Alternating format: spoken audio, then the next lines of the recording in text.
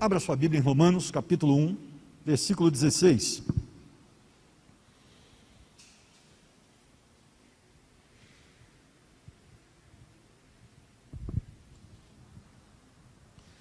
Romanos 1, versículo 16. Eu vou pedir a um queridíssimo, o pessoal do louvor está mais acostumado, para ligar aquele ventilador do canto lá para mim, virar para mim, porque hoje eu escolhi a camisa errada. A culpa é minha. Escolhi a camisa errada. Essa camisa é quente, eu esqueci desse detalhe. Romanos capítulo 1, versículo 16. A Bíblia diz: porque não me envergonho do Evangelho, diz Paulo, pois é o poder de Deus para a salvação de todo aquele que crê, primeiro do judeu e também do grego. Vamos orar? Senhor, muito obrigado pelo privilégio da Escritura, por ainda estarmos aqui neste domingo, para estudar a Tua Palavra. Abençoe tudo aquilo que vamos ouvir, que seja a voz do Senhor direta para nós, e que eu, ó Deus, como instrumento do Senhor nesta manhã, não atrapalhe aquilo que Tu tens para nós. Nós te pedimos, fales ao nosso coração, num tempo em que o Evangelho precisa urgentemente ser apregoado. Nós oramos em nome de Jesus, amém. Queridos, lições acerca do Evangelho, no meu caso parte 2, se formos contar com a mensagem do Glauber na semana que vem, parte 3. É importante nós percebamos aqui a questão de como Paulo valorizava o Evangelho. Esse Evangelho, que tem muita gente que o evita, muita gente que evita falar dele, e acredite, muito cristão que se envergonha, do qual muito cristão se envergonha. Você já esteve nessa situação, ter vergonha de falar que é crente? De não querer pregar o Evangelho para o outro, porque você não quer passar por isso? Já teve essa situação dentro de um elevador, que Deus fala assim, prega para ele. Você fala, não senhor, não tem jeito para isso não, eu não sou muito próprio para isso não. E aí a pessoa sai e vai embora, você fala assim, Senhor, coloca alguém na vida dele, para falar para ele. Mas Deus acabou de colocar você e você não fez. Já teve uma situação assim, família, que você sente que é a hora de pregar para os seus familiares, e aí de repente você fica naquela situação, assim, mas eu não quero arrumar inimizade, meu irmão não aceita, minha irmã vai brigar, minha tia vai falar, então eu não quero falar não. Ou seja, mas o povo vai para o inferno, mas também é problema dele, ele já conhece, né? Já esteve nessa situação? Pois é, o que temos aqui é exatamente isso. Nós estamos analisando primeiro o versículo 16, é uma metodologia do apóstolo Paulo, né? Ele dá o grande tema da mensagem de Romanos, nesses 2 versículos, e o versículo 16 aí, nada mais é do que o tema da carta anunciado. Ele vai falar do Evangelho da salvação. No versículo 17, ele faz a exposição geral do que é o Evangelho. E a partir do versículo 18, ele começa a detalhar o assunto, que é o poder de Deus, o Evangelho do Senhor.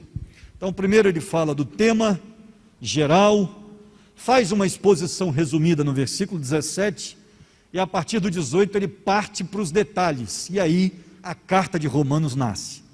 Para falar de um tema geral, o Evangelho, que é o poder de Deus para a salvação. Lembre-se, Paulo está escrevendo uma carta para um povo que está começando a caminhar com o Senhor. A igreja de Romanos tem poucos anos de vida. Há quem diga, poucos meses de vida. Então, Paulo escreve uma carta para orientar aqueles primeiros irmãos que ainda estavam dispersos em casas. E é por isso que a proposta da Junta de Missões Nacionais precisa ser elaborada com carinho, ela precisa ser analisada com muito carinho, porque é uma proposta que partiu da teologia bíblica, da análise dos textos bíblicos. O Evangelho se prejudicou muito, foi muito prejudicado depois que ele saiu das casas e veio em algumas situações, em algumas culturas, em algumas cidades, em algumas denominações, exclusivamente para o templo. Isso foi um atraso, um retrocesso. Porque se você pegar o começo de Atos dos Apóstolos e desenvolvimento da igreja, você vai perceber que não era só o templo. A atividade de evangelizar da igreja também estava presente nas casas. As pessoas iam de casa em casa, falando do evangelho. E é por isso que o negócio explodiu. Hoje não, a gente quer fazer tudo aqui. Isso é uma descaracterização do evangelho verdadeiro e um desserviço ao nosso trabalho, da igreja. Aí você quer ganhar alguém, o cara tem que vir até a igreja, porque senão você não o ganha. Isso está errado, é a igreja que tem que ir. Quando Jesus disse, vão pregar o evangelho, ele não disse, olha, recebam as pessoas, ele não disse, ele disse, vão, ide, vá, e a gente agora quer receber.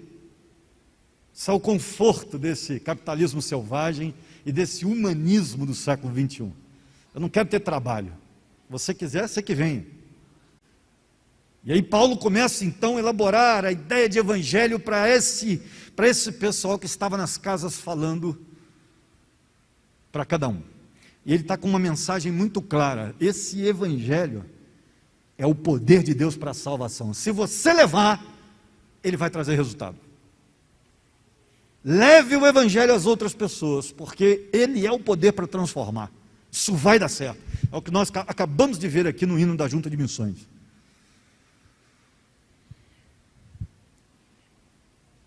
São dois versículos cruciais. Se nós não entendermos esses dois versículos, é por isso que eu vou me demorar cerca de 3 mensagens para cada um deles.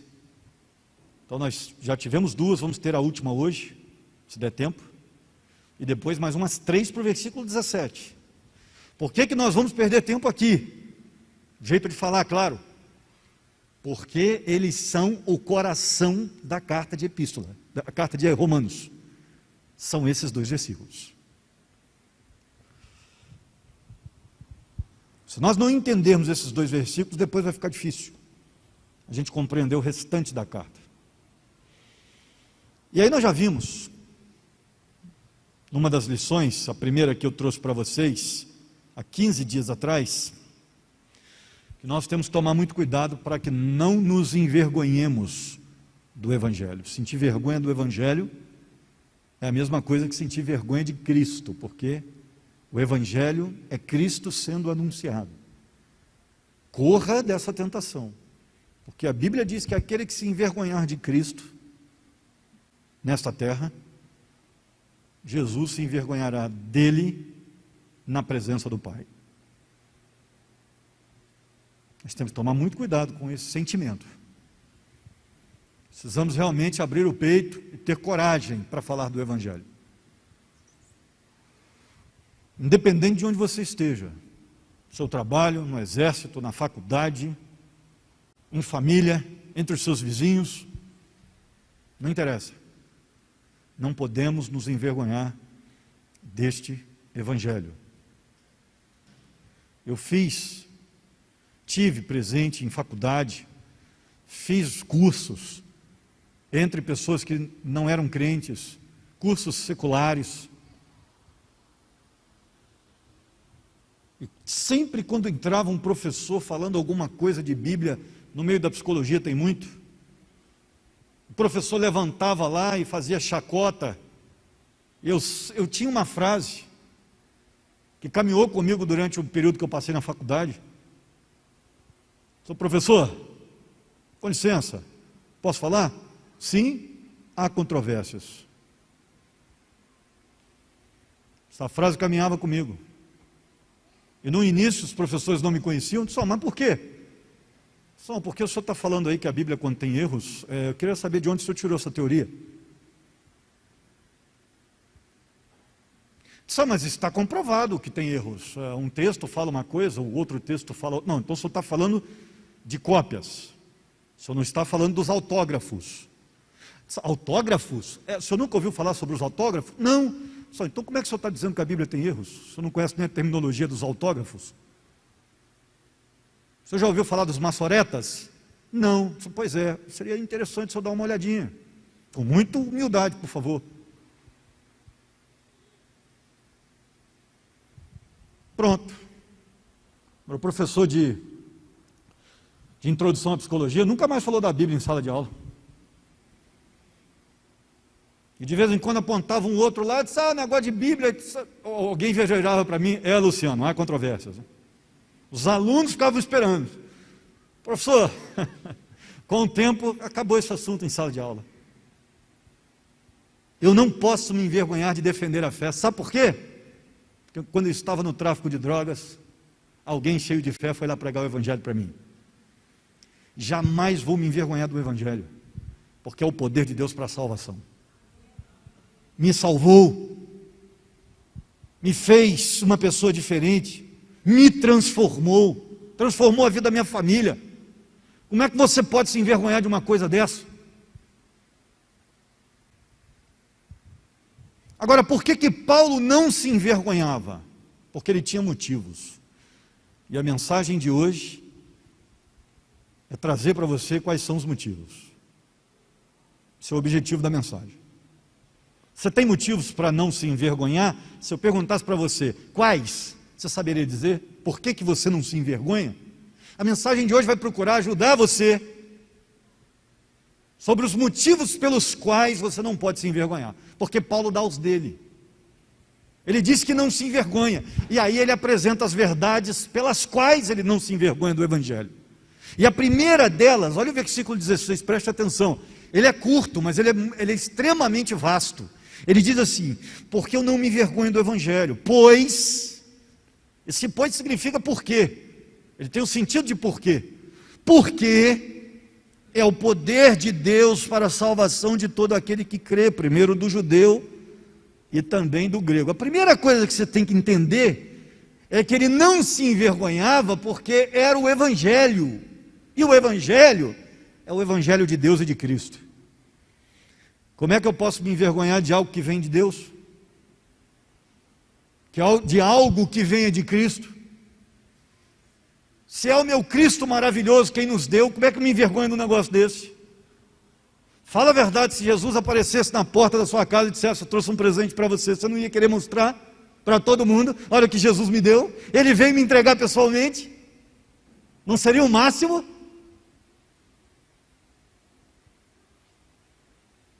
Eu não ia emprestar esse negócio para ninguém com medo de sumir. Eu acho que é por isso que Jesus não vem trazer presente, que a gente ia ficar egoísta.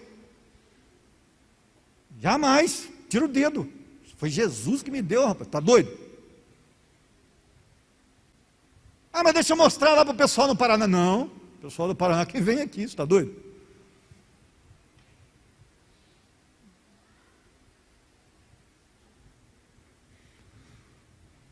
A palavra evangelho significa boas notícias, são boas novas, são alegres. É isso que Cristo nos deu, o evangelho é de Deus, e é uma boa notícia. Qual é a boa notícia? É que o ser humano que estava distante de Deus, e está distante de Deus, agora ele pode se aproximar, através de Jesus. A palavra evangelho significa boas novas, e detalhes, são boas novas, mas o sentido da palavra traz uma ideia de assim, o negócio é tão legal, tão abençoador, tão bom, que faz a pessoa que recebe a notícia saltar de alegria.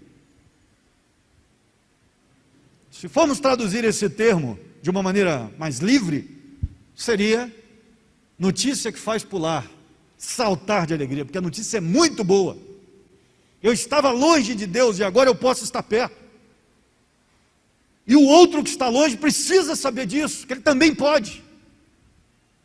Isso é evangelho. Nós precisamos valorizar isso. Então, em primeiro lugar é evangelho de Cristo. Em segundo lugar é boa notícia. Esse é mais um motivo que Paulo tem para não se envergonhar. Como é que você segura a boa notícia de todo mundo? Se você descobrisse um remédio que pudesse curar a Covid, você ia guardar só para você? Pois está aí algo pior do que a Covid, o pecado. E tem muita gente guardando o remédio. Muito pior. Porque esse negócio não destrói só a vida, não. Destrói famílias inteiras. Destrói países inteiros. A coisa é tão séria que nós estamos envolvidos em esquemas de corrupção. Tudo por conta do pecado. o povo tem sofrido e gemido no Brasil? Tudo por conta de uma coisa chamada pecado. E a gente, igreja do Senhor, a gente tem um remédio, que é o Evangelho. E a gente não anuncia. Um tempo atrás eu tive que escutar um camarada dizer: rapaz, mas trabalha em presídio? Sério?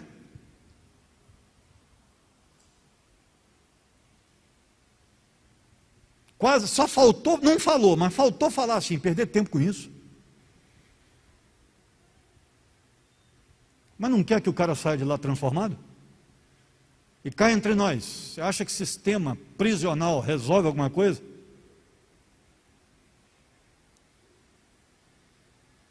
Resolve a vida de 10%. E os outros 90% saem de lá piores do que entraram. E vêm para onde? Porque os caras não vão para uma ilha no meio do Pacífico, eles voltam para a nossa sociedade. Só que eu creio que o Evangelho pode transformar. Eu estou aqui. E é por isso que a gente passa por aquela chatice lá, de ser revistado. É até estranho, né? Poxa, a gente faz tudo para andar certinho, vai me revistar? Pois é. 4, 5, 6 trancas até eu conseguir chegar no local do templo. Tem um templo lá dentro. Uns passos para fazer culto. É igual uma igrejinha mesmo.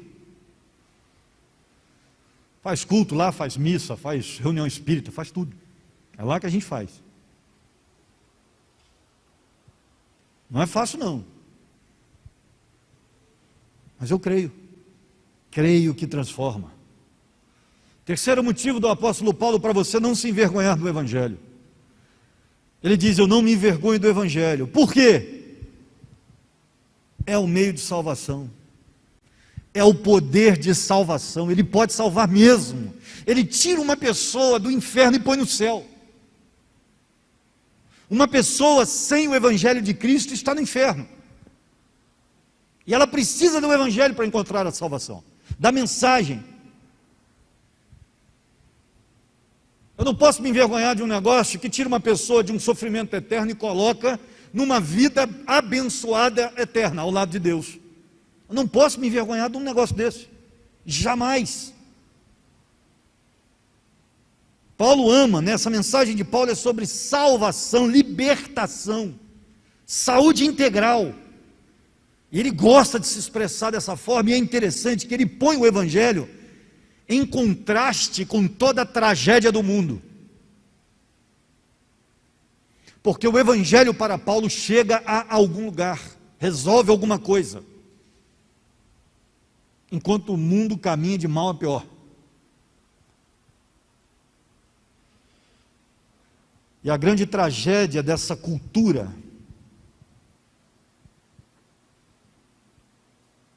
por mais que ela seja elevada no sentido intelectual,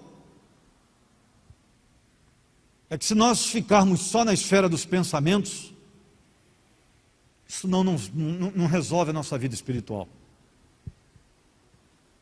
Ah, eu acho que é certo. Eu acho que é errado. Ah, mas tem isso. Ah, mas tem aquilo. Legal, a gente pode pensar à vontade. Essa é uma das características da filosofia. Mas sabe qual é o grande drama da filosofia? E aqui quem fala é um professor de filosofia. É que a filosofia não resolve nada, ela só discute.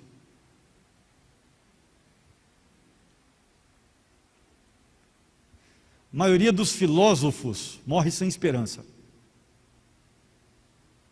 sem saber nada sobre o outro lado da vida. Perguntam a vida inteira, discutem a vida inteira, levantam questões a vida inteira para discussão e morrem sem saber. A filosofia é muito boa para discutir, mas ela não resolve nada, ela só discute. Já viu gente assim? Só enche a paciência, não é? O cara critica tudo, nada está bom, e aí, mas vamos resolver como? Ah, não sei, problema de vocês. Então para que você discutiu? Não dá vontade de falar? Então fica quieto, filho, não fala. Cala a boquinha, ajuda muito. não ajuda em nada, só reclama. Na maioria das vezes é isso que a filosofia faz. Ela lança as ideias, lança os problemas, e aí, a solução? Aí vem Paulo e diz assim: eu tenho a solução. Resolve todos os problemas do mundo, inclusive o problema da morte. Porque quem morre em Cristo vai ser ressuscitado, vai vencer a morte também. Então eu não posso me envergonhar de um negócio desse. Não tem como me envergonhar. O Evangelho, ele nos salva de uma maneira tríplice. Há uma libertação tríplice. Primeiro que ele me livra da culpa. O Evangelho diz que se eu estou em Cristo, eu sou nova criatura. As coisas velhas passaram. Não precisa mais ficar preso ao passado. Acabou, passou. Está em Cristo, é novidade de vida, é vida nova. Ah, mas eu fiz tanta coisa de errado. Você está em Cristo de verdade? Sim, você já foi perdoado. Você vivia na época da ignorância, você não sabia. O que Paulo diz para a mulher adúltera? Só que agora você vá e faça diferente, você não peque mais nisso aí. Vida nova. Entende isso? Conheço pessoas envergadas emocionalmente por conta da culpa. Recebo pessoas assim, aqui na igreja, para a gente tratar. Culpa, pastor, errei tanto. Acabei com a minha família, destruí meu casamento. Pastor, meu marido hoje não tem alegria por causa de mim. Pastor, minha mulher hoje não tem alegria por causa de mim. Meus filhos estão distantes por causa de mim. Culpa. Pastor, não fui um bom filho. Não... Querido, o homem precisa ser liberto da culpa do pecado, e o Evangelho resolve essa questão. A nossa segunda necessidade é que também precisamos ser libertos não só da culpa, mas do poder do pecado. O pecado nos escraviza. O problema não é só o que a gente fez, o problema é inclusive o que a gente faz. Não é só que somos culpados, mas somos escravos do pecado. E o Evangelho é o presente de Deus responsável para nos libertar do cativeiro do pecado. Nós que estávamos entregues e escravos do pecado, não precisamos estar mais. É isso que o Evangelho faz. Ele traz uma notícia e diz: hoje você pode ser livre do poder do pecado, você pode fazer diferente. Antes você não conseguia, mas em Cristo você pode. Isso muda tudo. Como é que explica um negócio desse? Eu não conseguia ficar sem cocaína um dia. E o dia que eu ficava, eu entrava em colapso. Mas na madrugada do dia 3 para o dia 4 de abril de 1996, com a terceira overdose da minha vida acontecendo, em pleno momento de overdose, eu decidi orar e falar com Deus, e fiz isso com sinceridade no coração. Senhor, se eu não morrer nessa madrugada, a partir de amanhã eu vou procurar uma igreja, eu vou virar crente, eu vou te seguir para o resto da minha vida. Como é que uma pessoa que não consegue ficar sem cocaína nunca mais a procura a partir da conversão? De uma oração, drogado. Como é que isso acontece? É porque naquela noite, com a salvação, com o Evangelho, eu fui livre do poder do pecado. E agora não há nenhum pecado que eu não possa vencer. Venci todos? Ainda não. Mas como Paulo vai dizer no capítulo 7, estou prosseguindo para a vitória final. Dia que eu morrer, o negócio vai ser decretado. Aí acabou mesmo. Pecado nunca mais vai ter resquício em mim. Porque é uma nova vida para a obediência em Cristo. E a gente, gostoso de Deus, Deus tem paciência. Você se converte e se converte para fazer a história ao contrário. Agora nós vamos voltar para o Éden, estado de inocência. Agora nós vamos, por isso que se alguém está em Cristo é nova criatura, o Adão foi criado de novo. É uma nova geração.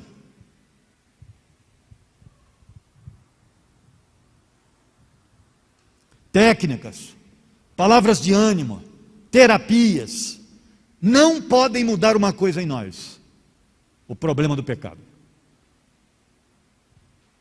Não mudam. Só o Evangelho faz isso. Tem um escritor que eu gosto muito, John MacArthur, e ele diz o seguinte: a verdade é que as pessoas encontram-se completamente incapacitadas de vencer o seu próprio pecado. O pecado faz parte da nossa natureza, assim como as manchas do leopardo. Não podemos mudar a nós mesmos. As técnicas de autoajuda e dos programas de recuperação podem suprir ajuda temporária para que as pessoas sintam-se melhores a respeito de si mesmas, mas não possuem o poder de remover o pecado ou mudar o coração humano. Somente o Evangelho é capaz de fazer isso. Amém, meu irmão? Se você acredita nisso, você não pode se envergonhar de pregar essa mensagem. Agora, outra coisa interessante, que o Evangelho não nos livra apenas do nosso passado, da culpa do pecado. Ele não nos livra apenas do nosso estado atual de pecado, do poder dele. Ele também nos livra da corrupção do pecado. É o Evangelho que faz isso. O apóstolo Pedro, ele fala sobre isso na sua segunda epístola, no versículo 4, no capítulo 1. Ele diz que nós escapamos da corrupção do pecado, que existe por conta da concupiscência do mundo. Concupiscência é desejo interno para o erro, é carnalidade interna, é aquela vontade de fazer a coisa errada. Pedro diz que nós fomos libertos disso. Em Cristo, essa mente vai sendo renovada, como diz o apóstolo Paulo em Romanos 12. Nós vamos passar por lá. Se ainda estivermos vivos, daqui a uns 10 anos, nós vamos passar por lá, Romanos 12. Essa Bíblia, eu estou com medo, cara. Eu estou com medo na hora. Você sabe que o pessoal parece que põe essa Bíblia aqui para eu não pegar, rapaz. Vou te falar. Você sabe que aqui tem uma Bíblia de estudo NVI para a pessoa que menos faltar as cartas de Romanos. Estudo de Romanos. Eu estou com medo dessa geração morrer antes.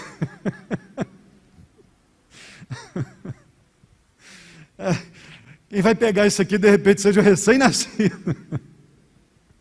Mas nós vamos chegar lá, vamos chegar lá. Queridos, eu vejo em meus membros outra lei, como disse o apóstolo Paulo, no capítulo 7 de Romanos. O meu problema é que eu sou impuro por natureza. Seguindo a lógica de Paulo, eu sou impuro por natureza, a minha propensão é para a maldade. Eu sou perverso. O meu problema é que há em mim algo que me arrasta para baixo, e mesmo quando o diabo não está me tentando ativamente, eu mesmo me tento. Eu crio escapes maldosos, silenciosamente para mim, eu me suborno, eu me saboto para pecar. Eu engano a mim mesmo, dizendo que, não, eu estou levando o celular para o quarto só para que eu não fique sem orar amanhã, porque vai ter o pedido de oração, mas eu sei que eu não deveria levar. É uma palavra para os jovens aí, solteiros. Eu me saboto, eu estou falando que eu vou até a casa da irmã para vê-la, mas na verdade eu estou com meu coração aqui querendo levar alguma coisa para ela, que eu quero ver o que ela vai falar a hora que ela ficar sabendo.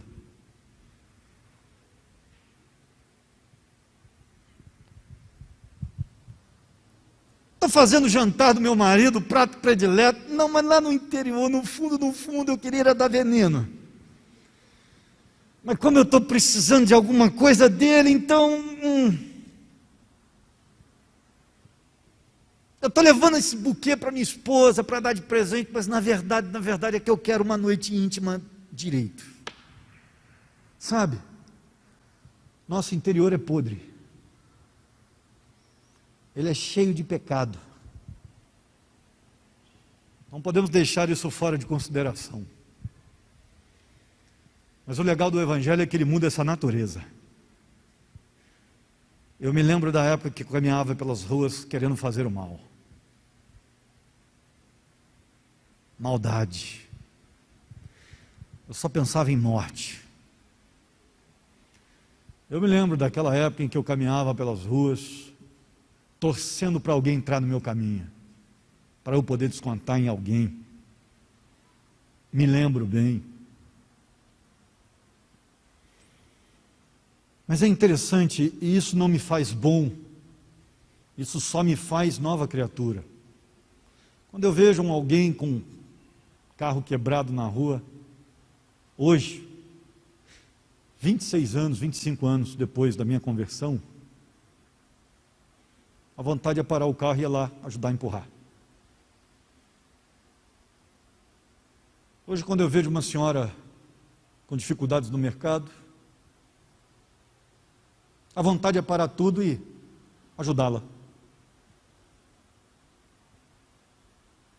Meu vizinho, como a minha vizinha essa semana me pediu ajuda, que alegria poder ir até lá e resolver um problema para ela. Uma senhora de idade. O que mudou? Hoje eu estou melhor? O Evangelho me transformou. Antigamente, quando eu via os meus irmãos brigando, eu escolhi um lado e, não, é isso mesmo, é isso aí. Hoje, gente, vamos parar com isso, nós estamos velhos para esse negócio. Vamos parar de bobeira. Para quê? Nós estamos ficando velhos, as nossas oportunidades para abençoar uns aos outros, para abençoarmos uns aos outros, elas estão chegando ao fim.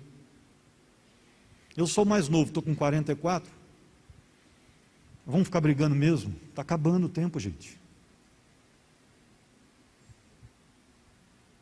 A gente tem que fazer churrasco, comer lasanha. A gente tem que comemorar esse negócio, é a vitória de cada um. Vamos embora, vamos participar, vamos estar juntos. Porque aí, com relação à mãe, quem fez, fez. Quem não fez, o procedimento é o mesmo agora com os irmãos. Vamos celebrar as vitórias, vamos estar juntos. Nada de briga.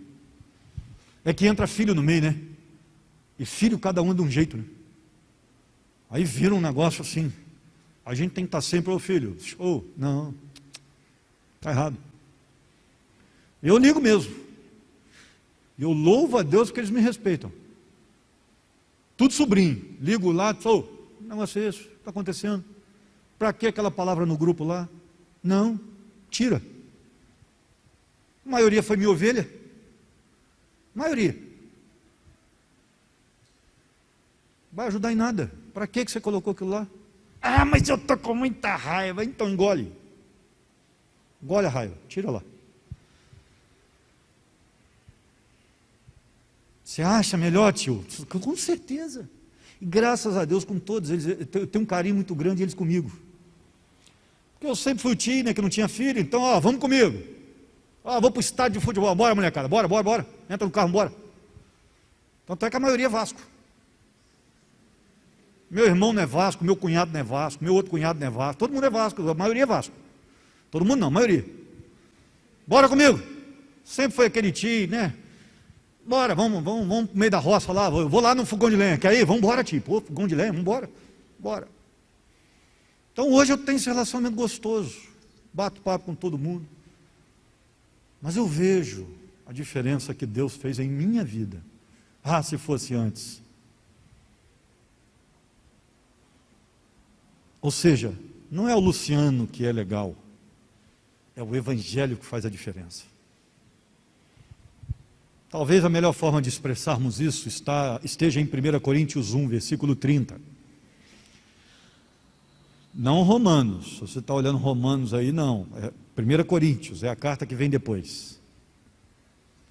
Capítulo 1, que eu falei capítulo 1, de repente você faça a confusão, aí está com 1 aberto. Versículo 10.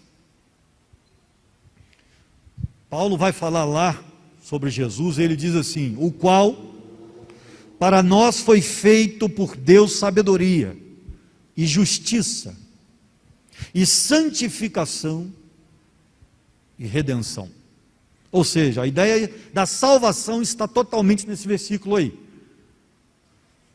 Isso é a lei da salvação. As partes da salvação estão aí. Porque nós precisamos ser justificados, porque a lei nos condenou e nós precisamos ser declarados justos, inocentados. Nós precisamos ser considerados santificados, santos agora, porque o nosso Deus é santo. E ainda precisaremos da glorificação. O dia que formos entrar no céu, tem de haver transformação em nós, porque carne e sangue não herdam o reino. Ou seja, nós fomos salvos quando nos convertemos. Quando nos convertemos. Estamos sendo salvos agora, à medida em que nos santificamos, mas ainda seremos salvos. Esses são os 3 aspectos da salvação. No dia do céu, na salvação eternal. A salvação nos envolve tanto no passado, quanto no presente e ainda no futuro. Sou salvo da culpa, sou justificado, eu estou sendo salvo agora dos meus pecados, da minha condenação, de tudo aquilo que ainda faço, mas lá no último dia, aí eu serei salvo definitivamente, de uma maneira definitiva, porque aí no pecado não mais terá, definitivo quanto ao pecado, pecado não terá mais nenhum tipo de contato comigo. E em último lugar, para a gente terminar, Paulo tinha mais um motivo para não se envergonhar do Evangelho. Por quê? Porque ele é o poder de Deus para a salvação. De quem? De quem? De todo aquele que crê. Todo. Se você crê, você verá a glória de Deus. Não é isso que a Bíblia diz? Porque Deus amou o mundo de tal maneira que deu seu Filho, para que todo aquele que nele crê, não pereça, mas tenha vida eterna. Não se perca, mas tenha vida eterna. É o Evangelho para todos. E é uma mensagem acerca do poder de Deus, para salvar qualquer um. O Evangelho tem o poder de salvar qualquer pessoa. Qualquer pessoa. Depois você entra aí na internet e digita assim, conversão da bruxa da Cracolândia, que hoje é missionária da Junta de Missões Nacionais. Se formou em teologia esses dias, terminou o seminário. Ela deve ter mais ou menos uns 70 anos, 65, ela está batendo nessa faixa aí. Ela já esteve aqui na igreja, no meu ministério. Ela veio aqui, dia que a Cristolândia esteve com a gente. O testemunho dela é fantástico. Anos na Cracolândia, em São Paulo. Um dia alguém chegou lá, pregou o Evangelho para ela, deu carinho, e hoje é uma pessoa transformada. Missionária da Junta de Missões. 2 coisas que a gente precisa prestar atenção aí. Trabalho das juntas de missões, um negócio lindo, maravilhoso, sou apaixonado. Apaixonado. 2ª coisa, poder de Deus para transformar qualquer um. Qualquer um. Jamais tenha esse sentimento no coração. Não vou pregar porque não adianta. Não faça isso. Se a irmã Carla tivesse feito isso comigo, eu não estaria aqui hoje. É poder de Deus para salvar qualquer pessoa.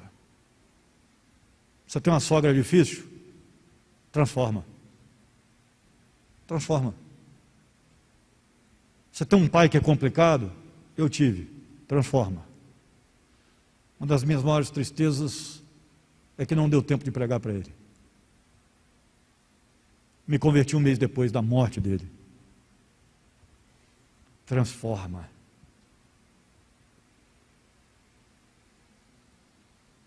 Tem um vizinho difícil? O Evangelho resolve o seu problema, transforma o seu vizinho num amigo. Ah, pastor, o problema é que ele é crente, então vocês têm que olhar como é que está a vida de vocês dois. Um dos dois aí, ou talvez os dois, estejam numa situação difícil, espiritualmente falando, porque transforma. Ou então a única coisa que você tem que fazer é dar um pouquinho mais de tempo, porque a coisa não transforma da noite para o dia, demora um pouquinho. Às vezes alguns pecadinhos vão ficando para o final, e é justamente aqueles pecadinhos que transformam os relacionamentos num caos. Mas se é crente, vai mudar. Nós temos muitos exemplos aqui. Quanto você já mudou? Quanto você já foi transformado? Porque se não foi, está na hora de rever sua conversão. Crente que não muda, não melhora, não é transformado, ele pode ser membro de igreja, mas não é crente. Cuidado com isso.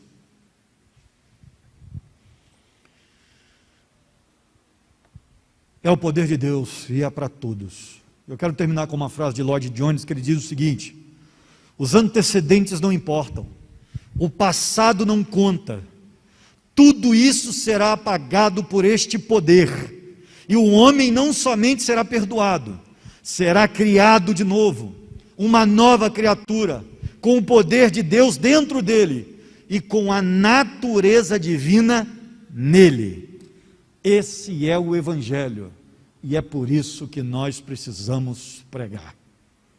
Irmãos, preguem o Evangelho. Vamos orar?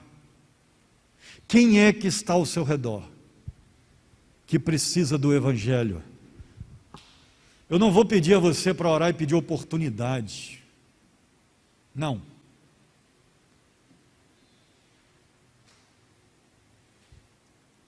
A oportunidade é você quem cria.